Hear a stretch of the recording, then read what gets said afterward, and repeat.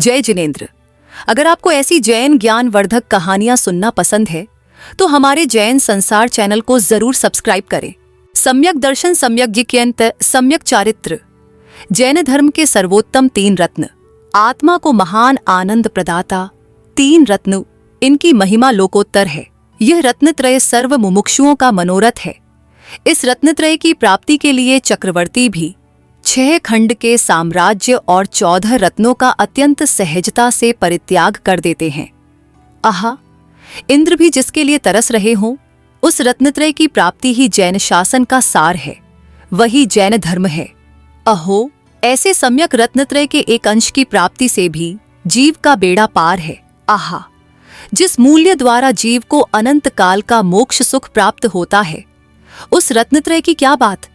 समस्त जिनवाणी का सार एक शब्द में कहना हो तो वह है रत्नत्रय।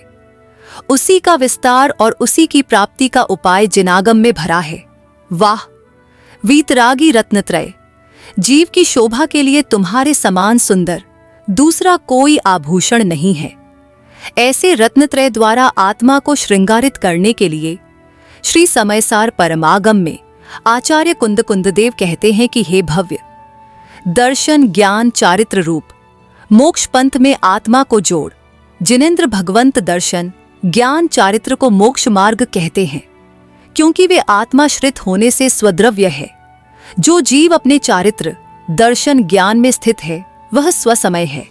ऐसा है भव्य तू जान, और यह जानकर तू भी स्वसमय हो जा। इस जगत की समस्त दुर्लभ वस्तुओं में रत्नत्रय सबसे दुर्लभ है।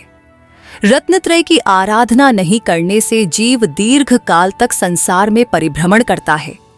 रत्नत्रय की आराधना करने वाला जीव आराधक है, और उसकी आराधना का फल केवल ज्ञान है।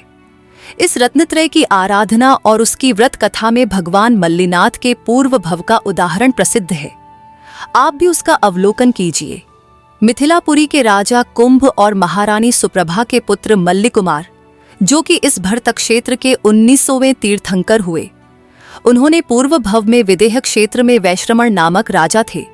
वहां वे अष्टांग सहित सम्यक दर्शन, अष्टांग सहित सम्यक ज्ञान और 13 अंग सहित सम्यक चारित्र रूप रत्नत्रय धर्म का स्वरूप एक मुनिराज के श्रीमुख से श्रवण किया था। मुनिराज के उपदेशानुसार रत्नत्रय व्रत का विधान करके अत्यंत बहुमान पूर्वक उसका उद्यापन किया। तत्पश्चात स्वयं भी संसार से विरक्त होकर रत्नत्रय धर्म प्रकट करके दर्शन विशुद्धि आदि 16 उत्तम भावना पूर्वक तीर्थंकर नाम कर्म बांधकर तीसरे भव में मल्लिनाथ तीर्थंकर होकर मोक्षपुरी पधारे। उनकी यह कथा रत्नत्रय के प्रति बहुमान की भावना से यहाँ प्रस्तुत है। जम्बू द्वीप के दक्षिण भाग में इस भरत क्षेत्र में हम रहते हैं। इसके पूर्व भाग में पूर्व विदेह क्षेत्र है। वहां वीतशोका नामक एक सुंदर नगरी है। मोक्ष के अभिलाषी धर्मात्माओं से परिपूर्ण इस नगरी में अनेक मुनिराज विचरण करते हैं। ऊंचे ऊंचे अनेक जिन मंदिरों पर धर्म ध्वजा फहरा रही है और फड़फड़ाहट से मानो कि देवों को चुनौती दे रही है कि हे भाई देवों, तुम्हें देवलोक में मुक्ति प्राप्त न होती हो तो उसे प्राप्त करने के लिए यहाँ आओ। इस नगरी में केवली भगवंत सदा विचरण करते हैं। यहाँ वीतरागी देव शास्त्र गुरु के अतिरिक्त दूसरी कोई प्रवृत्ति दिखाई नहीं देती। एक शुद्ध जैन धर्म ही निरंतर प्रवर्तता है। तीर्थंकर मल्लिनाथ का आत्मा स्वयं पूर्व भव में इस मनोहर वीतशोका नगरी का राजा था। उनका नाम वैश्रमण था। वे आत्मा के जाता थे और उनका चित्त सदा रत्नत्रय की भावना में लीन रहता था। एक दिन राजा वैश्रमण राज्यसभा में विराजमान थे। उसी समय उनके उद्यान का माली आनंद पूर्वक आकर कहने लगा, हे स्वामी, मैं एक उत्तम समाचार लेकर आया हूं। आपकी नगरी के चंदन वन में महाभाग्य से आज सुगुप्ति नामक महामुनिराज संघ सहित पधारे हैं। जिस प्रकार साधक जीवों का बगीचा रत्नत्रय रूप परिणति से खिल उठता है, उसी प्रकार संपूर्ण उद्यान का मौसम भी मुनिराज के शुभागमन से अनेकों सुंदर फल फूलों से खिल उठा है। सारा उद्यान अत्यंत शोभास्पद प्रतीत हो रहा है। वनमाली के मुख से मुनिराज के शुभागमन के समाचार सुनते ही अत्यंत हर्षित होकर राजा ने उस माली को मूल्यवान पुरस्कार प्रदान किया और स्वयं सिंहासन से उतरकर मुनिराज को परोक्ष वंदना की। तत्पश्चात संपूर्ण नगर में आनंद भेरी बजवाकर समस्त नगरजनों सहित धूमधाम से मुनिराज की वंदना के लिए गमन किया। मुनिराज के समीप जाकर सबने अत्यंत भक्तिभाव पूर्वक उनकी वंदना, पूजन और भक्ति की। तत्पश्चात धर्मोपदेश श्रवण की इच्छा से मुनिराज के समीप बैठ गए। करुणामूर्ति मुनिराज श्री ने समस्त धर्म पिपासुओं को मंगल आशीर्वाद प्रदान करते हुए कहा, हे राजन, तुम्हें मोक्ष के कारण रूप रत्नत्रय धर्म की वृद्धि हो। मुनिराज के आशीर्वाद से राजा अत्यंत प्रसन्न हुआ और कहा, हे प्रभु, आपके श्रीमुख से रत्नत्रय धर्म का स्वरूप सुनने की मुझे आकांक्षा हुई है, अतः कृपा करके रत्नत्रय धर्म का स्वरूप बतलाने की कृपा करें। मुनिराज के श्रीमुख से मानो अमृत झरता हो, उसी प्रकार वाणी निकलने लगी। उन्होंने कहा, हे राजन, सुनो, यह संसार अनेक प्रकार के दुखों से भरा हुआ है। उन दुखों से छुड़ाकर अनंत सुख के धाम मोक्ष दशा को प्राप्त कराने वाली परिणति का नाम धर्म है। वह धर्म अर्थात मोक्ष मार्ग सम्यक दर्शन, सम्यक ज्ञान, सम्यक चारित्र ऐसे त्रिरत्न स्वरूप है। उसे पहचानकर उसकी आराधना करो। अत्यंत जिज्ञासा पूर्वक राजा ने पूछा, हे प्रभु, इस रत्नत्रय धर्म में से प्रत्येक धर्म का स्वरूप आपके श्रीमुख से श्रवण करने की सभा को आकांक्षा है। करुणामूर्ति सुगुप्ति मुनिराज कहने लगे, हे भव्य, सुनो, रत्नत्रय धर्म में सर्वप्रथम सम्यक दर्शन है। सर्वज्ञ वीतराग जिनवरदेव, निर्मोही निर्ग्रंथ रत्नत्रयवंत गुरु और उनके द्वारा कथित जीव अजीव आदि 7 तत्वों का स्वरूप भली भांति पहचान कर उनमें से सारभूत भूतार्थ निज शुद्धात्म तत्व को अनुभूति में लेकर उसकी प्रतीति करना ही सम्यक दर्शन है। शुद्ध नय भूतार्थ है। शुद्ध नय अर्थात पर्याय मात्र से पार और गुणभेद से भी भिन्न एक रूप त्रिकाली ध्रुव वस्तु का अवलंबन करना अर्थात उसी में अपनापन स्थापित करना सम्यक दर्शन कहलाता है। अरे, राग की तो बात ही क्या, सम्यक दर्शन के घर में स्वयं सम्यक दर्शन के लिए भी कोई जगह नहीं है। उसने अपना कोना कोना ध्रुव के लिए खाली कर दिया है। इस सम्यक दर्शन के 8 अंग हैं। तलवार की तीक्ष्ण धार जैसा श्रेष्ठ जिनमार्ग ही सन्मार्ग है। उसमें किसी भी प्रकार की शंका रहित निश्चल रुचि करना निःशंकित अंग है। धर्म के फल में संसार सुख की वांछा नहीं करना, किसी भी विषय में अर्थात पुण्य फल में सुख नहीं मानना, वह निकांक्षित अंग है। स्वभाव से ही मलिन शरीरादिक को देखकर धर्मात्मा के प्रति घृणा नहीं करना, अपितु उनके गुणों में प्रीति करना, वह निर्विचिकित्सा अंग है। सुखकारक जिनमार्ग और दुहककारक मिथ्या मार्ग का स्वरूप पहचानना और मिथ्या मार्ग में किसी भी प्रकार से सम्मति नहीं देना अथवा उसकी प्रशंसा नहीं करना, वह अमूढ़ दृष्टि अंग है। दूसरे साधर्मी के अवगुणों को ढांकना, वीतराग भावरूप जिनधर्म की वृद्धि करना तथा धर्म या धर्मात्मा की निंदा के प्रसंग को किसी भी उपाय से दूर करना, वह उपगूहन अंग है।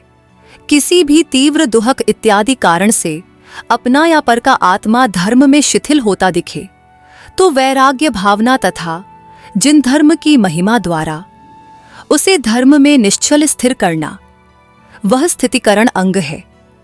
अपने साधर्मी भाई बहिनों के प्रति हृदय में उत्तम भाव रखकर उनका आदर सत्कार करना, वह वात्सल्य अंग है। अपनी शक्ति द्वारा जैन धर्म की शोभा बढ़ाना, अज्ञान को दूर करके सम्यक ज्ञान की महिमा प्रसिद्ध करके जिन शासन का उद्योत करना, वह प्रभावना अंग है। मुनिराज के मुख से सम्यक दर्शन का स्वरूप, विषय और 8 अंगों का स्वरूप सुनकर राजा वैश्रवण अत्यंत प्रमुदित हुआ। गदगद वाणी से मुनिराज को प्रणाम करते हुए उसने पूछा, हे प्रभु, सम्यक दर्शन के 8 अंग और उसकी महिमा सुनने से मुझे अत्यंत प्रसन्नता हुई है। अब कृपा करके सम्यक ज्ञान और उसके 8 अंगों का स्वरूप भी कहने का अनुग्रह करें। राजा की धर्म पिपासा देखकर अकारण करुणा सागर मुनिराज ने कहा, हे राजा, जिन मार्ग के देव शास्त्र गुरु तथा उनके द्वारा कथित जीवादि 9 तत्वों का स्वरूप पहचान कर प्रभावों से भिन्न अपने ज्ञानमय शुद्ध आत्मा की अनुभूति रूप ज्ञान, वह सम्यक ज्ञान है। सम्यक दर्शन के साथ ऐसा सम्यक ज्ञान नियम से होता है। वह सम्यक ज्ञान 8 प्रकार के विनय से सुशोभित होता है। शब्द की शुद्धि, अर्थ की शुद्धि, शब्द तथा अर्थ दोनों की शुद्धि, योग्य काल में अध्ययन, उपधान अर्थात कोई नियम तप सहित अध्ययन, शास्त्र के विनय पूर्वक अध्ययन, गुरु के प्रति उपकार बुद्धि प्रकट करना अर्थात ज्ञानदाता गुरु का नाम आदि नहीं छुपाना, वह अनिहनवन और स्तुति पूजा इत्यादि समारोह द्वारा देव गुरु आगम का बहुमान प्रसिद्ध करना। इस प्रकार 8 प्रकार के विनय आचार्य द्वारा सम्यक ज्ञान सुशोभित होता है। सम्यक ज्ञान अमृत के समान है, वही मोक्ष मार्गी जीव की आंख है। सम्यक ज्ञान चक्षु द्वारा संपूर्ण जगत ज्ञात होता है और वस्तु स्वरूप पहचान कर मोक्ष मार्ग की साधना होती है। अतः नित्य ही सम्यक ज्ञान की आराधना करना चाहिए। राजा ने प्रसन्नता पूर्वक कहा, हे प्रभु, अब सम्यक दर्शन और सम्यक ज्ञान पूर्वक जिसका पालन आपके समान वीतरागी मुनिराज करते हैं, ऐसे सम्यक चारित्र का स्वरूप भी कृपा करके बतलाने का कष्ट करे। चारित्रधारी मुनिराज ने सम्यक चारित्र का स्वरूप बताते हुए कहा, हे राजन, सुनो। सम्यक दर्शन और सम्यक ज्ञान पूर्वक शुद्धोपयोग द्वारा आत्म स्वरूप में लीन होना विचरण करना, वह चारित्र है। चारित्र साक्षात धर्म है और मोह क्षोभरहित आत्मा का साम्य भाव रूप परिणाम ही चारित्र है। उस चारित्र में राग नहीं है। मुनियों को ऐसे शुद्ध भाव रूप चारित्र के साथ हिंसादि समस्त पापों का अभाव और अहिंसादि महाव्रतों का पालन होता है। इस कारण व्यवहार से चारित्र के 13 प्रकार कहे जाते हैं: अहिंसा, सत्य, अचौर्य, ब्रह्मचर्य और अपरिग्रह। यह 5 महाव्रत, मन गुप्ती, वचन गुप्ती, काय गुप्ती, ये 3 गुप्तियां, ईर्या, भाषा, ऐषणा, आदान निक्षेपण और प्रतिष्ठापन, ये 5 समितियां। इस प्रकार 13 प्रकार का व्यवहार चारित्र होता है। यहाँ यह बात विशेष रूप से ध्यान रखना योग्य है कि अंतरंग में 3 कषाय चौकड़ी के अभाव पूर्वक शुद्ध परिणति की विद्यमानता में ही इस 13 प्रकार के शुभ भाव रूप परिणामों में व्यवहार चारित्र का उपचार किया जाता है। व्यवहार चारित्र अर्थात वास्तव में अचारित्र भाव में किया गया चारित्र का उपचार, यह शुद्ध भाव रूप वीतराग चारित्र साक्षात मोक्ष सुख का कारण है। इसकी महिमा अपरंपार है। इस वीतराग चारित्र के साथ भूमिका अनुसार पाए जाने वाला 13 प्रकार का शुभ भाव रूप व्यवहार चारित्र बंध का अर्थात स्वर्ग प्राप्ति का कारण है। हे भव्य, इस प्रकार सम्यक दर्शन ज्ञान चारित्र का स्वरूप बतलाया। इन तीनों को तुम राग रहित जानो। हे मुमुक्षु जीवों, रत्नत्रय की अचिंत्य महिमा जानकर उससे आत्मा को अलंकृत करो। सम्यक दर्शन रूपी हार को तो गले लगाओ, सम्यक ज्ञान के कुंडल कानों में पहनो और सम्यक चारित्र रूपी मुकुट को मस्तक पर धारण करो। यह रत्नत्रय ही सिद्धांत का सर्वस्व है। रत्नत्रय ही जीव का सच्चा जीवन है। शुद्ध निश्चय रत्नत्रय शुद्धात्मा के ही आश्रित होने से परम उत्तम है और मुक्ति का साक्षात कारण है। उसकी प्राप्ति आत्म ध्यान में होती है। इसलिए मुमुक्षु जीवों को पुरुषार्थ पूर्वक इसकी आराधना करना चाहिए। मुनिराज के श्रीमुख से रत्नत्रय की सुंदर महिमा सुनकर वैश्रमण राजा ने कहा, हे प्रभु, इस रत्नत्रय को धारण करने की मेरी उत्कृष्ट भावना है, परंतु अभी मैं असमर्थ हूं। अभी तो सम्यक दर्शन और सम्यक ज्ञान की आराधना पूर्वक चारित्र की भावना भाता हूं। हे प्रभु, इस रत्नत्रय के प्रति परम भक्ति बहुमान पूर्वक ठाठ बाट से इसकी महान पूजा करने की मेरी भावना है। अतः इस रत्नत्रय व्रत का विधान समझाने की कृपा करें। उसके द्वारा मैं रत्नत्रय की भक्ति करूंगा और भविष्य में रत्नत्रय की साक्षात आराधना करके चारित्र पद अंगीकार करूंगा। श्री मुनिराज ने कहा, हे राजन, तुम भव्य हो, तुम्हारी भावना उत्तम है। आगामी मनुष्य भव में तुम भरत क्षेत्र के तीर्थंकर होने वाले हो। रत्नत्रय के प्रति तुम्हारी भक्ति प्रशंसनीय है। इस रत्नत्रय की उपासना का व्रत विधान मैं संक्षिप्त में कहता हूं, उसे सुनो। भाद्र माह में शुक्ल पक्ष के 13, 14, 15 ये 3 दिवस रत्नत्रय विधान के उत्तम दिवस हैं। रत्नत्रय व्रत का उपासक जीव श्रद्धा भक्तिपूर्वक पूर्व दिन जिन मंदिर में जाकर पूजन करे, श्री गुरु के समीप जाकर आत्महितकारी जिनागम का श्रवण करे, मुनिराज का सुयोग बन जाए तो उन्हें तथा अन्य साधर्मी जनों को आदर पूर्वक आहार दानादि करे और रत्नत्रय व्रत का संकल्प करके अत्यंत आनंद उल्लास पूर्वक उसका प्रारंभ करे। तत्पश्चात 13, 14, 15 3 दिन उपवास करे, आरंभ कार्य छोड़कर गृहवास से भी विरक्त रहे, सत्संग में और धर्म ध्यान में रहकर रत्नत्रय के स्वरूप का चिंतन करे, उसकी प्राप्ति कैसे हो उसका उपाय विचार कर अंतर में प्रयत्न करे। प्रतिदिन जिन मंदिर जाकर साधर्मी जनों के समूह के साथ ठाठ बाट से जिनदेव की पूजा करके रत्नत्रय धर्म की स्थापना पूर्वक महान उल्लास पूर्वक इसकी पूजा करे। उपासना विधि के दिनों में प्रतिदिन प्रातः काल वीतरागता के अभ्यास रूप अर्थात शुद्धोपयोग के प्रयोग रूप सामायिक करना, दिन में तथा रात्रि में प्रमाद छोड़कर आत्मसन्मुख भावों का अभ्यास करना, रत्नत्रयवंत मुनियों का जीवन चिंतन करके उसकी भावना करना और रत्नत्रयवंत जीवों के प्रति बहुमान से रत्नत्रय की आनंदमय भक्ति चर्चा करके आत्मा को रत्नत्रय के प्रति उत्साहित करना भी कर्तव्य है। इस प्रकार शुद्ध रत्नत्रय के प्रति तीव्र भक्ति और प्रेम पूर्वक महान आनंद उत्साह पूर्वक 3 दिन तक पूजनादि करके चौथे दिन उसकी पूर्णता के निमित्त महान उत्सव पूर्वक जिनेंद्र देव का अभिषेक करना, पूजन शास्त्र श्रवण, धर्मात्माओं का सम्मान, आहार दानादि करके तत्पश्चात प्रसन्न चित्त से स्वयं पारणा करना और इस प्रसंग में दानादि द्वारा धर्म प्रभावना करना चाहिए। इस प्रकार 3 वर्ष तक अथवा भावनानुसार 5 या 13 वर्ष तक करके देव गुरु धर्म की महान उत्सव भक्ति पूर्वक इस व्रत का उद्यापन करके तन मन धन से शास्त्र से अनेक प्रकार से उल्लास पूर्वक रत्नत्रय धर्म का उद्योत हो और सर्वत्र उसकी महिमा प्रसारित हो, तदनुरूप प्रभावना करना चाहिए।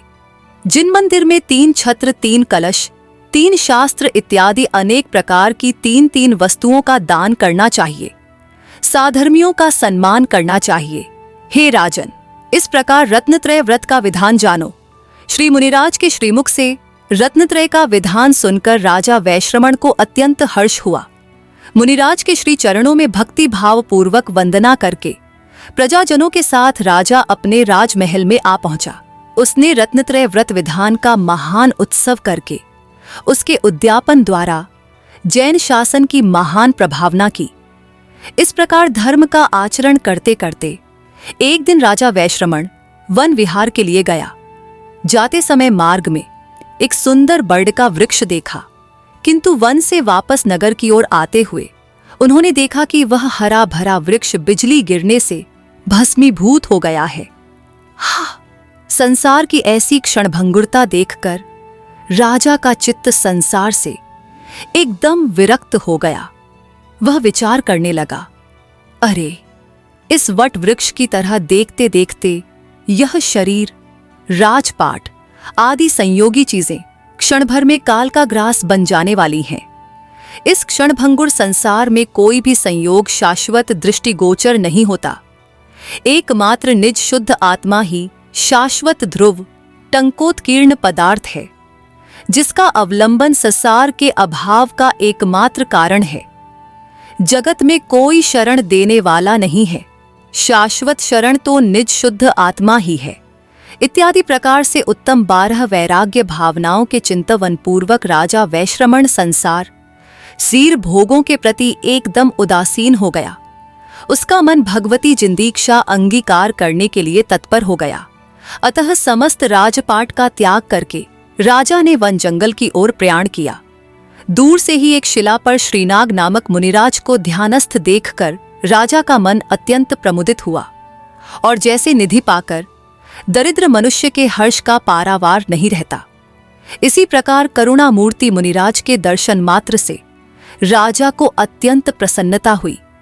मुनिराज के समीप पहुंचकर अत्यंत भक्तिभाव पूर्वक उन्होंने मुनिराज के चरणों में अपनी वंदना समर्पित करते हुए कहा, हे प्रभु, इस संसार में परिभ्रमण करते करते मैं थक गया हूं। अब इस जन्म मरण के असह्य दुख सहन नहीं होते, अतः मैं आपके श्री चरणों में संसारवास का विनाश करने वाली जिन दीक्षा अंगीकार करने आया हूं। मुनिराज श्री ने कहा, हे वत्स, तूने निज आत्मा के हित के लिए यह उत्तम विचार किया है। वास्तव में यदि दुखों से परिमुक्त होने की इच्छा है तो श्रामण्य ही एकमात्र मार्ग है। तुम भी उसी मार्ग के पथिक बनकर मुक्ति सुंदरी का वर्ण करो। मुनिराज के समीप जिन दीक्षा धारण करके राजा वैश्रमण आत्म ध्यान रूप शुद्धोपयोग द्वारा सम्यक रत्नत्रय रूप दशा प्रकट करके मुक्ति मार्ग के साक्षात आराधक बन गए, रत्नत्रयधारी उन मुनिराज ने दर्शन विशुद्धि आदि 16 कारण भावनाओं द्वारा तीर्थंकर नामकर्म का बंध कर दिया और द्वादशांग के ज्ञान से श्रुत केवली भी हो गए। अनुक्रम से समाधि मरण करके वे वैश्रमण मुनिराज अपराजित विमान में अहमिंद्र होकर इस भरत क्षेत्र में बंग प्रांत की मिथिला नगरी में अवतार लेकर रत्नत्रय धर्म के प्रताप से 19वें मल्लिनाथ तीर्थंकर हुए और अपनी दिव्य ध्वनि द्वारा जगत के जीवों को रत्नत्रय का मार्ग बतलाया। वह मार्ग आज भी जयवंत वर्तता है। अंत में यही प्रतिपादित होता है कि सम्यक दर्शन, सम्यक ज्ञान और सम्यक चारित्र रूपी रत्नत्रय को श्रद्धापूर्वक हृदय में धारण करके ही जीव अपने जीवन की सार्थकता को प्राप्त कर सकता है। अहो, जिस प्रकार राजा वैश्रमण ने मुनिराजों के उपदेश से इस रत्नत्रय धर्म का वास्तविक अर्थ समझकर मन वचन काय से उसकी आराधना की, उसी प्रकार हम भी यदि जीवन में इन तीनों रत्नों की प्रतिष्ठा करें तो निःसंदेह अनंत सुखरूपी मोक्ष की ओर एक एक कदम आगे बढ़ते जाएंगे। जैसे वह हरा भरा वटवृक्ष क्षणमात्र में बिजली की ज्वाला से भस्म हो गया, वैसे ही यह क्षणभंगुर संसार भी किसी भी क्षण मिट सकता है। अतः हमें उसी राजा की तरह विरक्त होकर रत्नत्रय का वरण करना चाहिए। अरे, देवों की वरदान इच्छाएं भी जिनके समक्ष तुच्छ प्रतीत हों, उस रत्नत्रय का महत्व अनंत है। वही सच्चा सौंदर्य है, वही आत्मशोभा का आभूषण है, वही सिद्धांत का सर्वस्व है। सम्यक दर्शन रूपी हार, सम्यक ज्ञान रूपी कुंडल और सम्यक चारित्र रूपी मुकुट धारण करके ही जीव इस भवसागर को पार करने की सामर्थ्य पाता है। ऐसे दिव्य मार्ग पर चलकर राजा वैश्रमण मुनिराज बने, श्रुत केवली बने और अंततोगत्वा मल्लिनाथ तीर्थंकर होकर अनंत शांति धाम मोक्षपुरी जा विराजे। यह दिखलाता है कि रत्नत्रय को धारण करने वाला कोई भी जीव एक दिन परम पद को प्राप्त कर लेता है। इसलिए हे भव्य जीवों, इस दुर्लभ मानव शरीर को पाकर रत्नत्रय की साक्षात आराधना में तत्पर हो जाइए। आपके अंतर्मन में जो राग द्वेष के प्रभाव शेष हैं, उन्हें त्याग कर आत्मा की वीतराग दशा में रमिए और रत्नत्रय की गहन महिमा का रसास्वादन कीजिए। जो कोई इस पथ पर चला, उसका जीवन धन्य हो गया और वह अनंत काल का सुखभोगी हुआ। आहा, यही है रत्नत्रय की अचिंत्य महिमा, जिसे बार बार नमन किया जाना चाहिए।